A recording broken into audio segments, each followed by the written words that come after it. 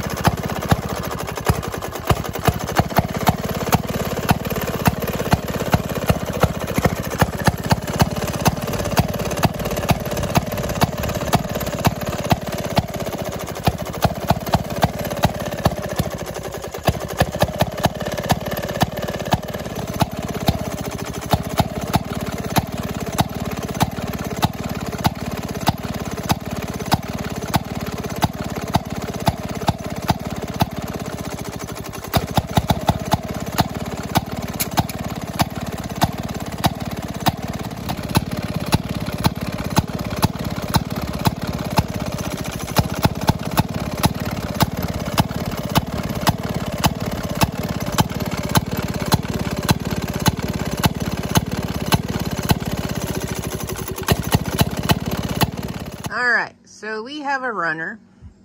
I've never had the carburetor apart to clean out anything. I checked the needle. Needle was good. Sprayed out everything with carb cleaner. Everything ran through fine. So I think I really need to take the carb completely apart. So as you can see, I have it off the engine. I just need to take it apart. Make sure that everything is clean. And fuel can get through. So I constantly had to have my finger over the breather. I had the needle open really wide, and it still wouldn't run on its own, even though it was to temperature. So I'm gonna take this bad boy apart. As you can see, I needed some extra reinforcements this morning since I've been up since like 1:30. I did redo the ends on the spark plug wire. I don't think that really made much of a difference because it still was having good spark prior to that. I found a gasket in some of my dad's old gasket kits. And so there is also a tank gasket. There's a complete gasket set for this. So, yeah, I'm going to take this apart, try to figure this out, and I'll get back with you. Okay. So, I'm going to try and get this carburetor apart. Alright, and with a big crescent wrench, I was able to get this free. I had to come in from this side and get onto this, so then that way I don't have to worry about the tube or anything. So once I get this apart, then I can see, because you can see gunk down in here. I think it's just from the old gas that was previously in the tank. So let me get this. Of course, smack my knuckles pretty good. Trying to loosen this up. So all this is coming up. You can see the retention nut here.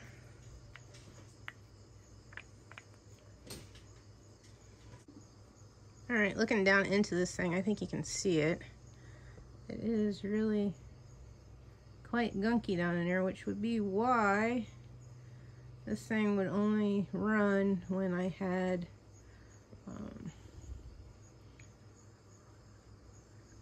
it choked completely. And then these parts come out as well. Oh.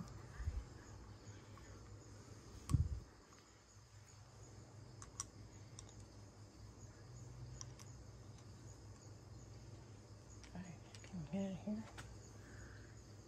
So this doesn't look too horrible, still a little gunky. This doesn't look too bad, but it looks like it's mostly in that other where the gunk is. So we'll clean these up real good, and then we'll just put this all back together and go from there. Looks like old gasket was up underneath there too, so okay. Well, we'll get it cleaned up and put back together. So some good old-fashioned carb cleaner, and this looks pretty clean down in there now. The old gasket was under this, so I think what I'm going to do is put the gasket on and then put this back down into the carburetor. But there was a ton of crap that was coming out of there, so I'm thinking this should run a heck of a lot better than what it did previously. So let me get this back together, and then we'll take it out and give it another go. So I put the spring and brass fitting down in there. So I'll go ahead and tighten this up, and then take the wrench and tighten it up the rest of the way. How that gasket's cut, it doesn't matter if it's under this or not, so I ain't worried about that. So I'll just put it on like I did before. So yeah. Then we'll just put it back together, put the car back on, and give it a test ride.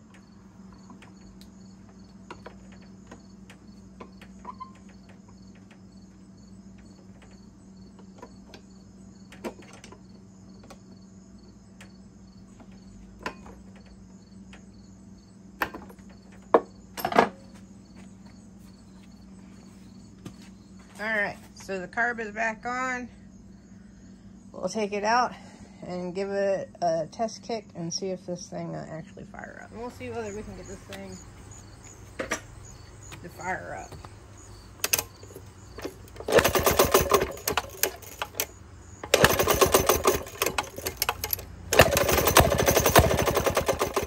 Okay, we're getting closer. So let's go ahead and open it a little bit more.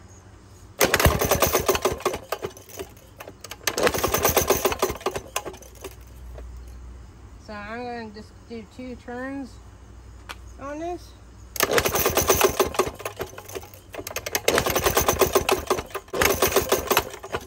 You know, it was real promising there for a moment. Try pulling up some more crap.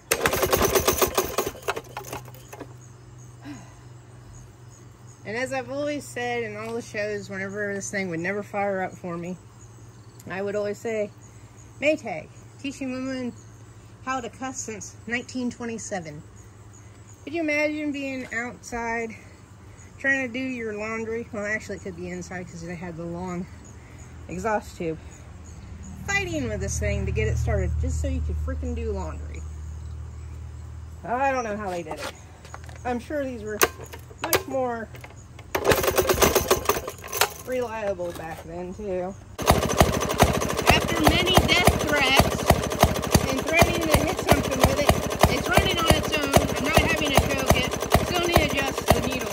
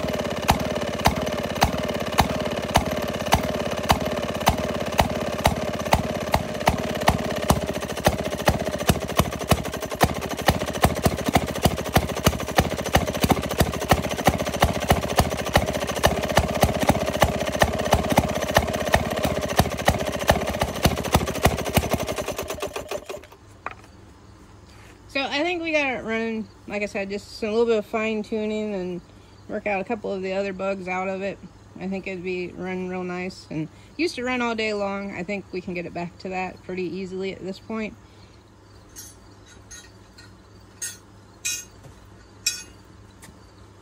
So my dad bought this because he wanted to put it on his Maytag.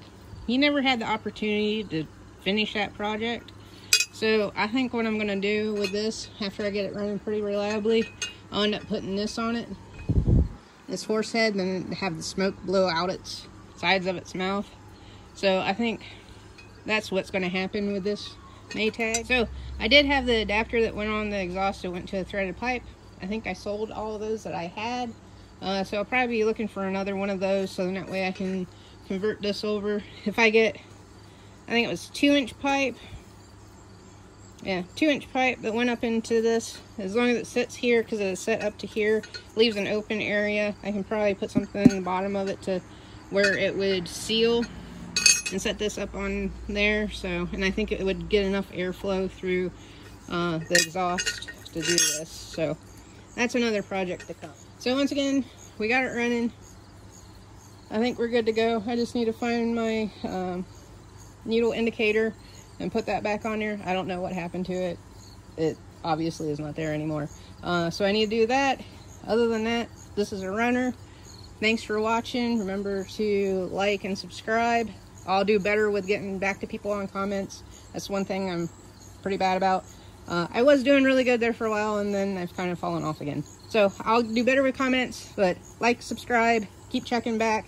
You never know when I'll be posting something new. I still have projects with the S10 I want to get to, but I just needed a break from it and wanted to do something a little bit different. Hope you enjoyed it. Catch you in the next one.